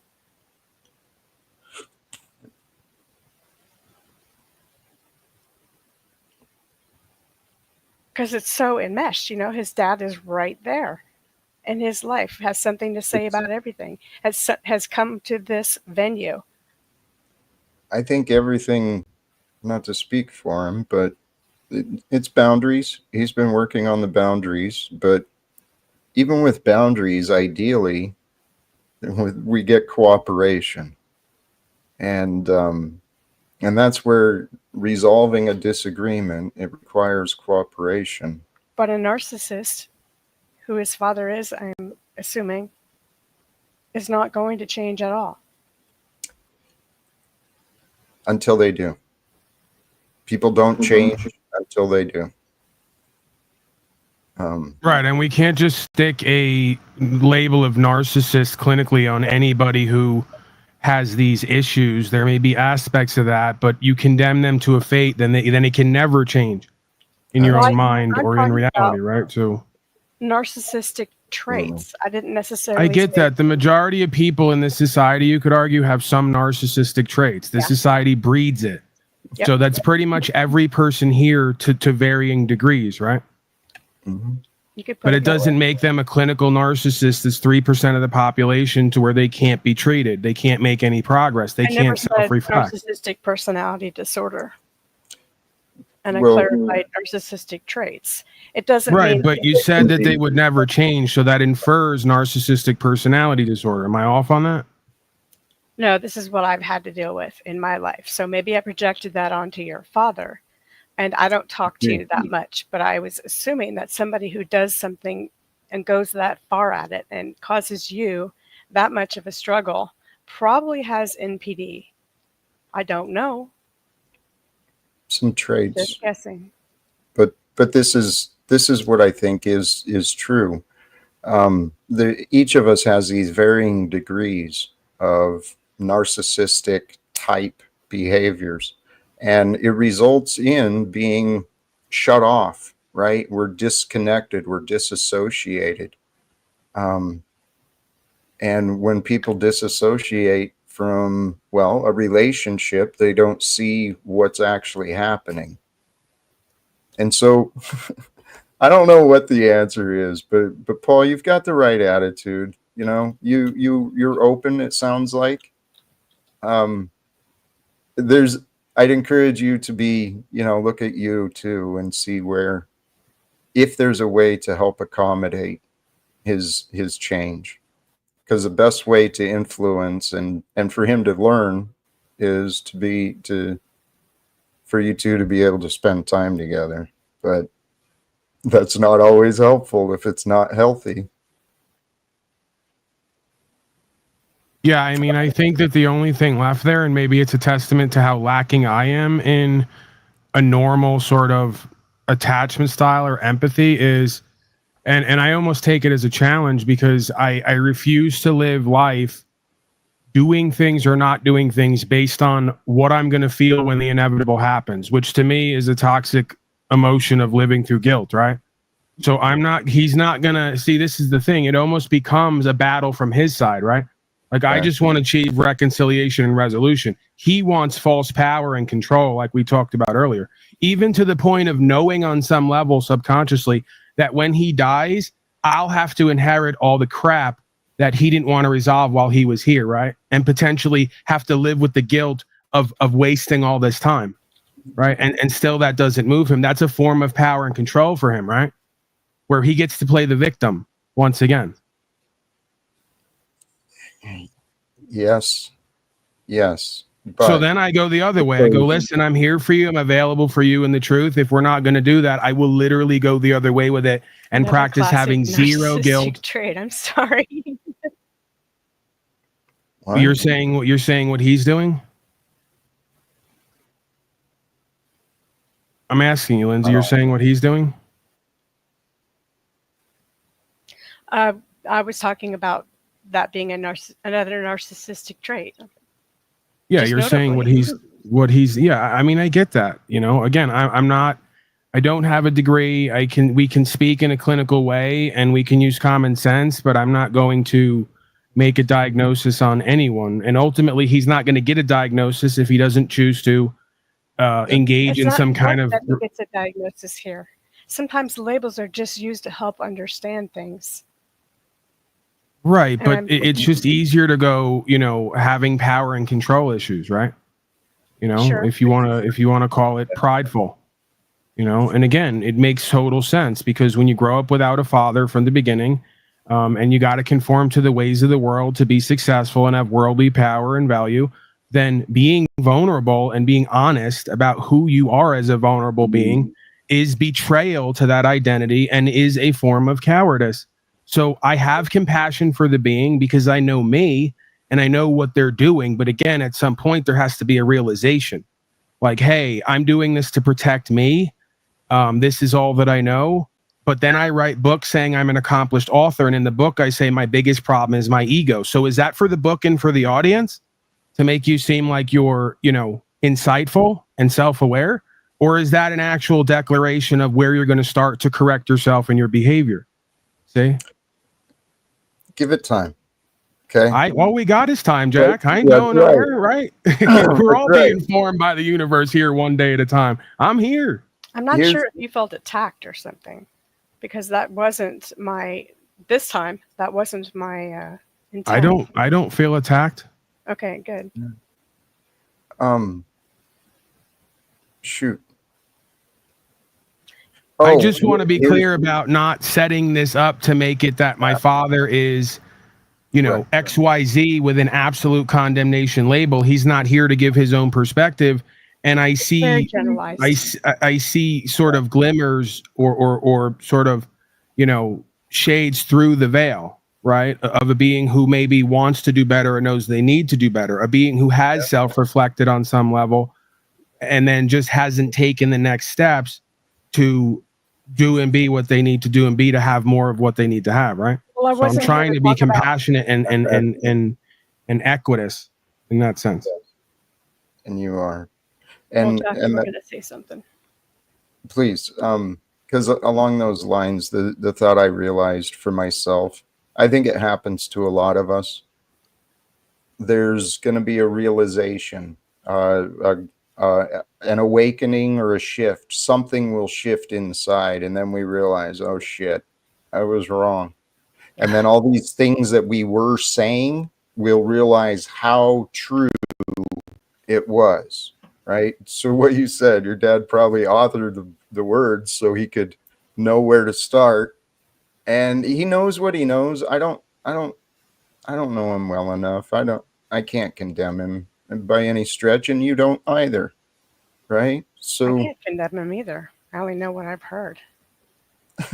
We're not here to, tout all the beautiful things about this man, right? We're just kind of trying to work out this particular problem. So we're not labeling him with some kind of bad guy label. We're just talking. And that's just it. I mean, generically, we all have these different relationship issues, but ideally what I was hoping, the reason I was hoping we could discuss this is because relationships are a big part of who we are. If we've got problems in relationship in one area of our life, it carries over, right? Problems in work can lead over to problems in relationships, vice versa, right? So I don't know. And I am who I am. I'm learning to stop trying so hard, although that's a hard habit for me to quit. But I do think we're gathered. We crossed paths in this crazy online realm, and there's been something. There's been content. There's been lessons. There's been a lot of fun. And so, where is this going to lead us? That I don't know. Landry, are you still coming to DC next week? Are you there, my friend? I don't know. So that might be a possibility. Something we discussed previously. But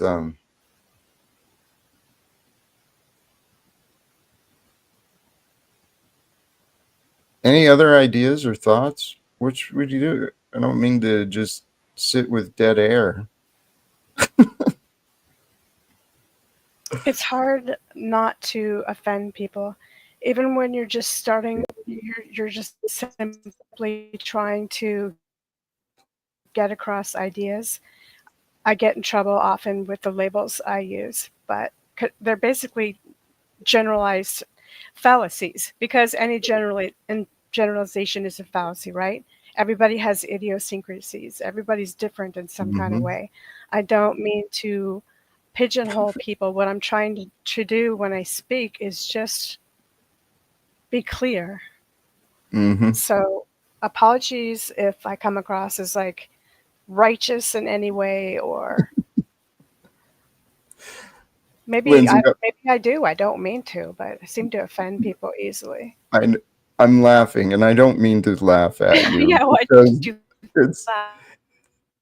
well, it's your real life problem. You have been misunderstood, and some of the things you say, it's taken wrong. I get you, my friend. I get you, and I think Paul gets you too, right? We try hard to communicate clearly. Yeah. But sometimes we might try too hard. Okay. And that might be what people catch on to.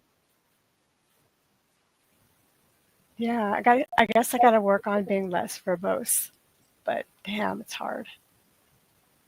I'd suggest just be more comfortable, right? Because you do communicate clearly from what I've heard. I mean, I pay attention and I notice people Anyway, I admire. I don't want to make this about me. No, sure. It's about communication styles. Each of us has different communication styles. Sometimes we can explain the exact same thing, right, as someone else, and we're misunderstood, but it's totally delivered by someone else, right? I think that's why we're created the way that we are. There's a perfect order to everything, and that includes what appears to be dysfunctional.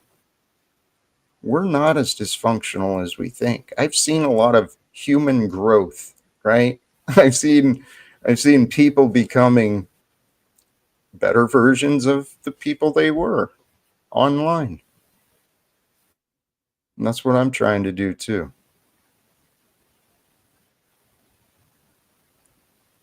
And that's why I have faith for the future, man. Everything's going to come together somehow, some way. Well, that's just how the order of nature is. One day leads to another. But I used to believe we lived in a world where evil had a lot of power, where it was darkness that prevailed in the world. But I don't believe that anymore. I am convinced that justice and righteousness are the natural order of life. And to be just or right, it requires authenticity. It requires being honest. And so that's what's going to heal our world. When we start communicating with each Don't other. you think that everybody... Please? What were you saying, Lindsay? On authenticity, don't you think that everyone on panel is being authentic? Yes. Panel is being authentic.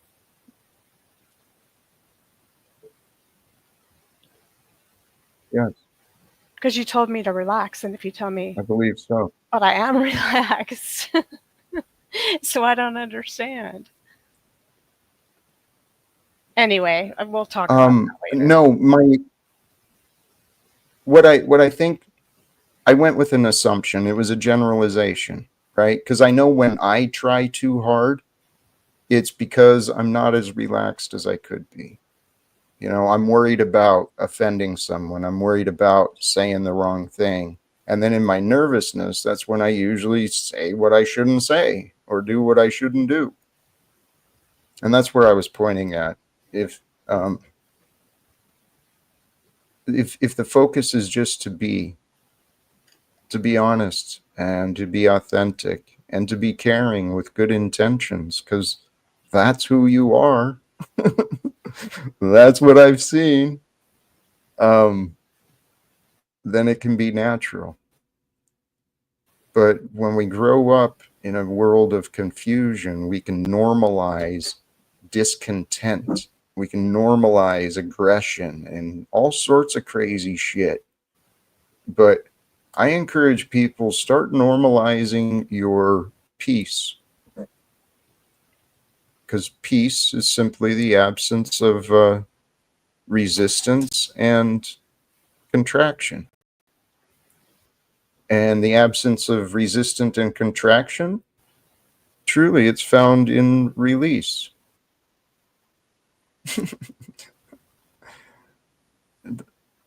Everything is and is not sexual in nature as well, isn't it? This life we're living, guys, it is an incredible opportunity to be. We are part of history. And I really don't know what that's going to mean.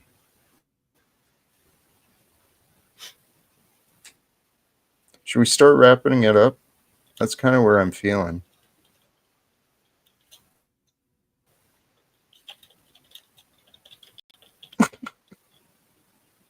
All right. How about some audience engagement, Jack? That's something that you don't, I don't do as much as you could, and I don't necessarily blame you.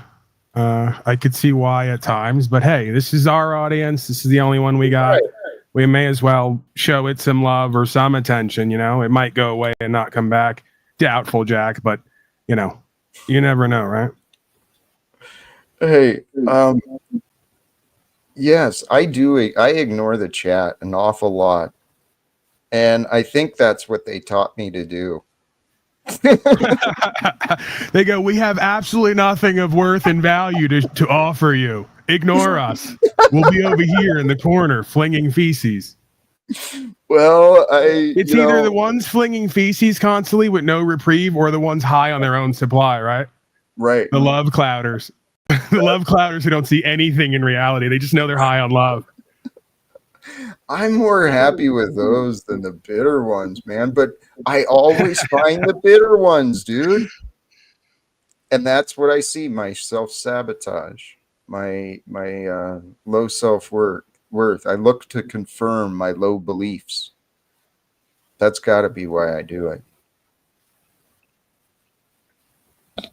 I don't know.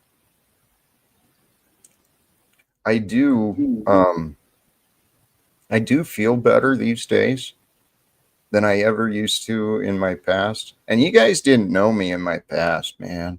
I didn't think I was that bitter or cranky, but I must have been just, I know I was. All I did was fucking sit around and gossip and complain. That was my favorite thing to do in the past. We'd go hang out at the bar and gossip like little hen girls. Holy cows, man. This human adventure, dude, I was thinking earlier, I'm 52 this year.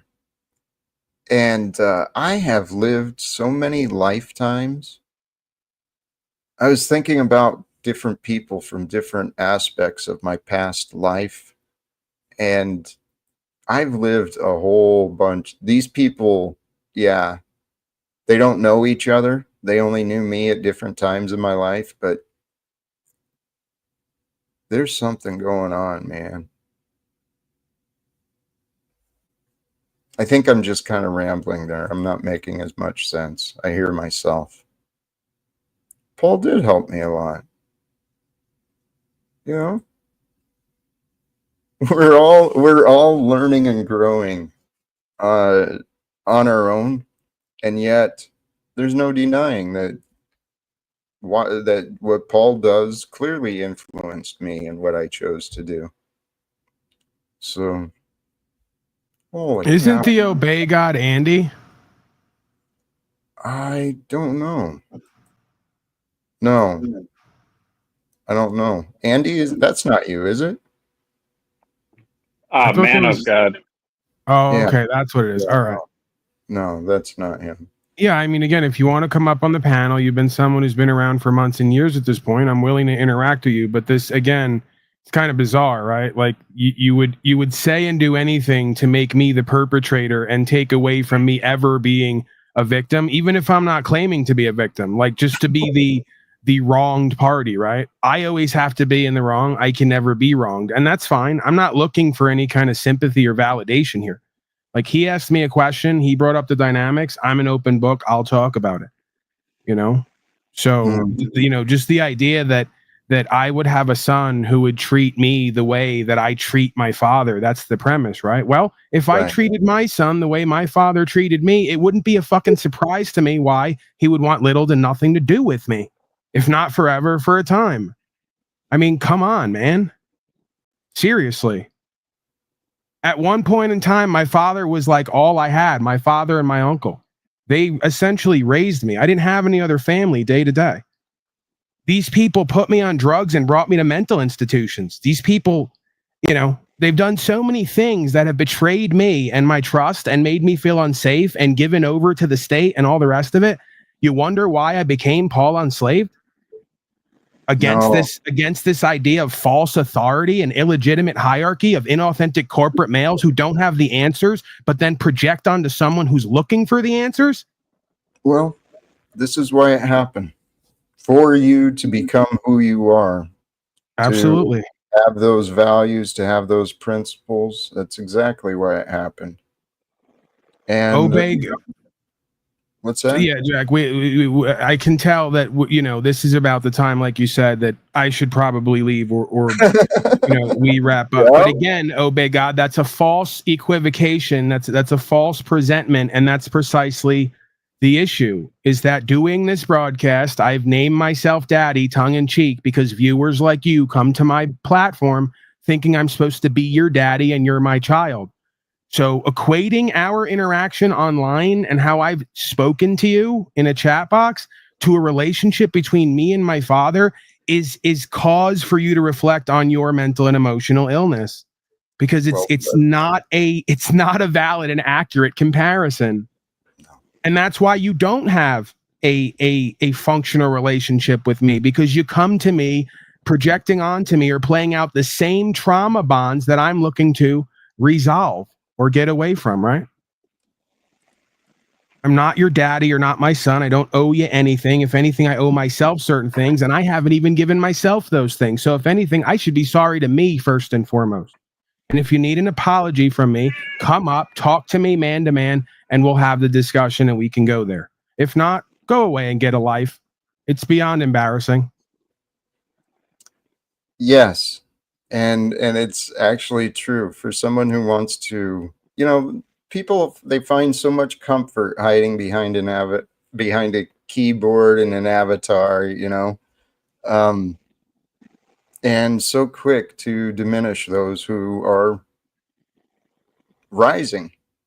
So, brother, let's break away from this, because, yep, you're doing what I do. We're catching on. But you know what? That is you. You love calling it out too. Calling out the doubters and the haters. But I want you to feel better. Not deal with that nonsense. Yeah, I'm good with it, Jack. I mean, ultimately, when we come on here in the public, especially, it's a fellowship endeavor where the truth is paramount. And we can all claim we know that or see that. So then we just put that on record. And then through the long game process, we get shown what was real and what was not, right? The whole "is this real, man" thing. So it's like, yeah, when I come on here and we're in public with an audience and doing fellowship, and people just want to start calling things out to muddy the waters and shift perspective and change sentiment, yeah, I'm going to address that. because that needs to be addressed. I'm going to give my perspective on it, because we're not going to indirectly or directly deceive and manipulate everybody to believe things based on what you want them to believe or feel, right? Because again, most of these people, they have an agenda. Mm-hmm. And it's fascinating. But hey, thank you. Sincerely, I appreciate you and everything you bring. I think Daddy brought a sense of calm and stability here today. We got through the whole thing pretty much without any affairs, not too much acting out. The miscreants and deviants kept away. You may have to, this was my idea. It's coming back to me now. I said, let's completely fuck up the metaverse and turn it on its head once again for old time's sake. I'm like your big to Rob. I don't know if you remember that show. It was a big black guy who would be with this little white guy as security. So I could either be moderator, like mediator, or I could be security, right? And I just sit here, and whether I agree with you or not, like it's almost like a paid position, you know? I'm not here to always give my opinions or perspectives. I'm just here to co-create, you know, and to have to bring my presence here, because Daddy's presence is orderly. It's loving in its own way. It creates order. The right people come through and the wrong people stay away. It's your work today, man. Is that your Live Without Fear Cash App, Jack? Is that you? Yes, it is me. All right, I'm buying you dinner tonight. Dinner's on me. God bless you. Sincerely, thank you very much. I'm gonna drop you out unless you got anything else. Andy, are you there? No, I'm feeling rather complete. Blessings to everyone. Choose love, live without fear. Much love. Sincerely. Appreciate you. Whoops. And Andy, are you there? Hello, sir. Final thoughts? Paul made so many good points. He's a really impressive mind. You're definitely fortunate to have somebody like that coming up on your show. Whether it's to put others in check or put you in check, I would try to take as much advice as you can from Paul. And especially like when he said about audience engagement, that's really sound advice. I genuinely feel like that will help the growth of your channel. People come to these sorts of things looking for engagement. And I genuinely think that's really good advice. And also, I didn't want to hurt your feelings by bringing up your kid or anything. It was just words of encouragement. But even though it is just words of encouragement, these are my genuine beliefs. I believe everything that I said to you. And I just keep being positive, keep being you, keep working towards your goals and becoming a better person, and keep your face towards God and just follow his words and trust in him. Thank you. I appreciate that. Yep. Happy. Whoops. Hey, thank you. Happy birthday received. Appreciate you. Sincerely, all who joined, Paul Enslaved, yes, he brought a wonderful energy. He brings a powerful dynamic. If you're not familiar with him yet, are you kidding me? And he offered some sound advice. It is time for Jack to clean up the act, right? To really be a little bit more selective about who are we sharing time with? What are the purposes? What is the intent behind our time and our conversation? And as far as interacting with the chat, doing the more clips and the greater broadcasting, those are things, yeah, those are possible. But truly, my focus is on,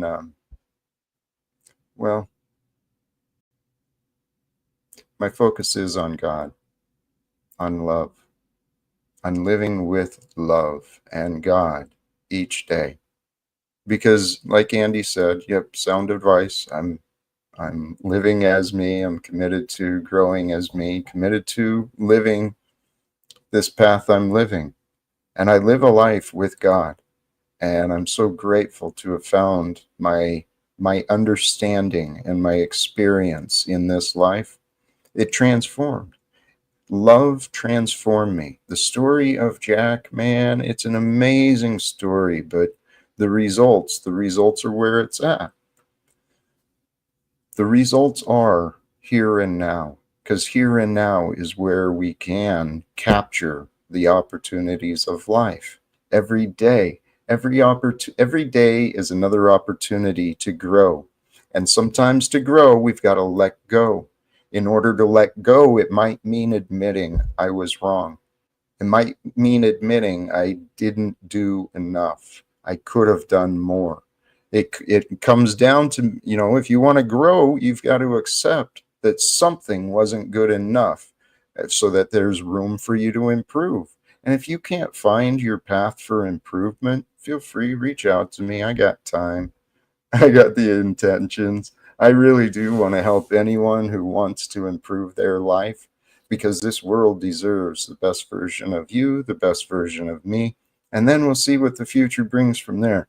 I'm going to wrap it up here because I hear myself just talking, and it's time to wrap up. Thank you sincerely to everyone, now and later. Till next time, choose love, peace for everyone, and live without fear. God bless us all, and thank you again. Peace. Oh, yeah. And thank you for the birthday wishes, contributions, everything. Praise God.